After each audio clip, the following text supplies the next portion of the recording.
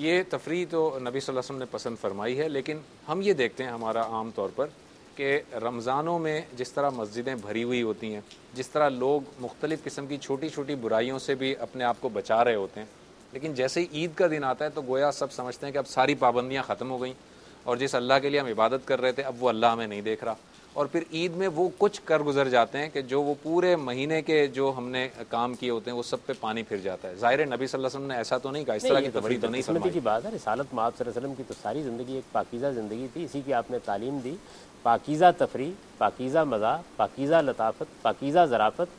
رسالت مآب صلی اللہ علیہ وسلم کی شخصیت کا یہی حسن ہے، اور اسی حسن کو صحابہ کرام نے اپنی زندگی میں اختیار کیا، اور مسلمانوں کے لیے بھی یہی اسوہ حسنہ ہے۔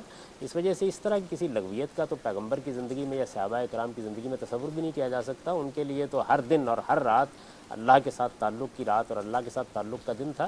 لیکن ہم مسلمانوں کے ہیں چونکہ ناشائستگی بھی آ گئی ہے، تربیت میں کمی بھی آ گئی ہے، تو اس وجہ سے نہ رمضان کے آداب کا ٹھیک خیال رکھا جاتا ہے، اور رمضان گزرنے کے بعد بھی معلوم ہوتا ہے کہ جیسے کسی جگہ لوگوں کو قید کیا گیا تھا، وہ سب کے سب نکل کھڑے ہوئے۔ ایگزیکٹلی یہ سمجھا جاتا ہے۔ اچھا غامدی صاحب، عید میں ہم ایک اور چیز ہوتی ہے صدقہ فطر، اور یہ بھی فطر ہی کے لفظ سے آ رہا ہے۔ صدقہ فطر کی حیثیت کیا ہے اور اس کی حقیقت کیا ہے؟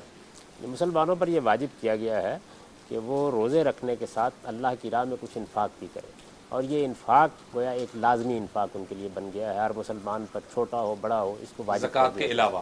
زکوٰۃ کے علاوہ یہ بھی ایک زکوٰۃ ہی ہے، اس کو زکوٰۃ الفطر بھی کہا جاتا ہے۔ یعنی زکوٰۃ کی جو مختلف صورتیں ہیں، جیسے مثال کے طور پر فصلوں کی زکوٰۃ الگ ہے، آپ کے مال کی زکوٰۃ الگ ہے، اسی طرح آپ کی صنعتوں کی اور دوسری چیزوں کی زکوٰۃ الگ ہے، تو آپ کے روزوں کی بھی ایک زکوٰۃ ہے، اور یہ زکوٰۃ الفطر کہلاتی ہے، تو یہ آپ ادا کرتے ہیں۔ میں جہاں تک تحقیق کر سکا ہوں، میں تو اسی نتیجے پر پہنچا ہوں کہ یہ در حقیقت ایک مسکین کا کھانا ہے، تو اس زمانے میں کم و بیش غلے کی مقدار کے ساتھ اس کو بیان کر دیا گیا، 2 سا 2.5 سا کے قریب بیان کر دیا۔ ایک مسکین کا کھانا فی کس، جی، یعنی ایک آدمی کی طرف سے جائے گا۔ تو یہ زکوٰۃ جو آپ کی فیملی ہے اس کے ممبر، مثال کے طور پہ 2 میاں بیوی ہیں، 4 ان کے بچے ہیں، تو یہ ہر شخص کی طرف سے یہ صدقہ فطر جائے گا یا بچوں کے لیے نہیں ہوگا؟ ہر شخص کی طرف سے ہوگا، بچوں کی طرف سے بھی ہوگا۔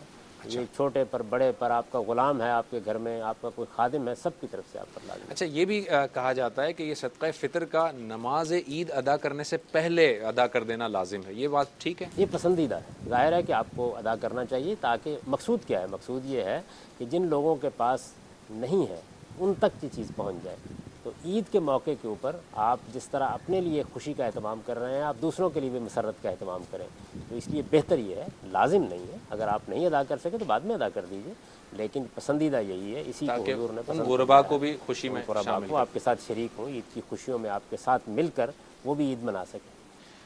کیا غیر مسلموں کو بھی صدقہ فطر دیا جا سکتا جی میرے نزدیک تو کوئی معنی نہیں، دے سکتے ہیں آپ کو، اس میں کوئی؟ زکوٰۃ بھی دے سکتے ہیں، یہ بھی دے سکتے ہیں۔ میں نہیں سمجھ سکا کہ اس پر پابندی کس اصول پر لگائی گئی ہے، نہ قرآن مجید میں ایسی کوئی بات ہے، نہ حدیث میں ایسی کوئی بات ہے۔ اچھا، اس کے لیے بھی صدقہ فطر ادا کرنے کے لیے بھی کیا کوئی نصاب مقرر ہے کہ میں اس نصاب کا اگر مالک ہوں تبھی میں ادا کروں گا ورنہ نہیں کروں گا؟ نہیں، اس کے لیے کوئی نصاب مقرر نہیں ہے، یہ تو آپ کو ہر حال میں ادا کرنا ہے۔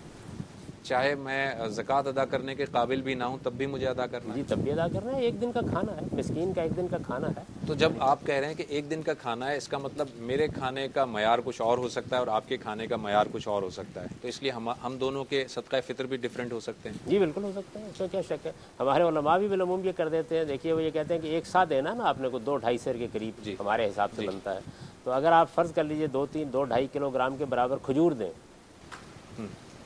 تو اور رقم بن جائے گی، آپ گیہوں دیں تو اور رقم بن جائے گی، آپ چاول دیں تو اور رقم بن جائے گی، تو اس وجہ سے وہاں بھی تفاوت ہو جاتا ہے۔ تو میرے نزدیک تو جو آپ کھاتے ہیں، جو آپ کا معمول کا کھانا ہے، اس کھانے کے لحاظ سے آپ صدقہ فطر ادا کر دیں۔ اچھا، ایک چیز غامدی صاحب یہ بھی میں جاننا چاہوں گا کہ نبی صلی اللہ علیہ وسلم کی ایک روایت ہے جس میں آپ صلی اللہ علیہ وسلم نے فرمایا کہ تم چاند دیکھو اور روزہ رکھو، اور چاند دیکھو تو افطار کرو، یعنی کہ عید مناؤ۔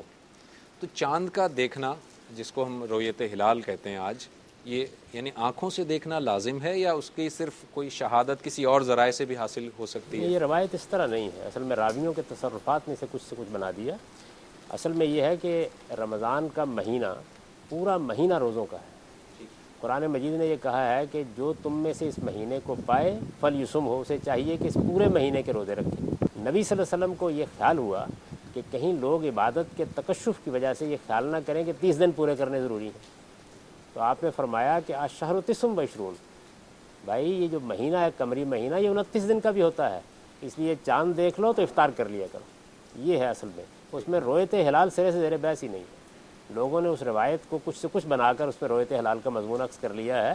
آپ کو پورے مہینے کے روزے رکھنے ہیں، مہینے کے ختم ہونے کے بعد آپ کو افطار کرنا ہے، عید بنانی ہے۔